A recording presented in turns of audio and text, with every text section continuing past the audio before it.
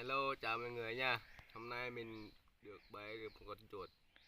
Hôm nay mình chuột cọp về là chuối. Đây mình thử nha, một miếng nha. Ăn nó có ngon không?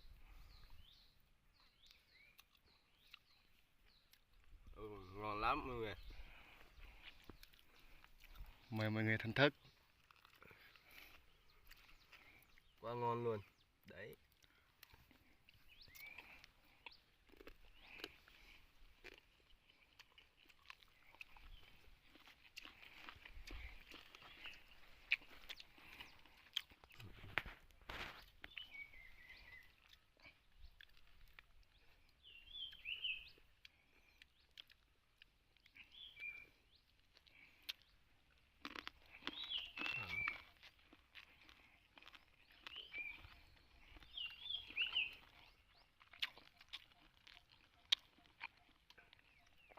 Ngon lắm mọi người à.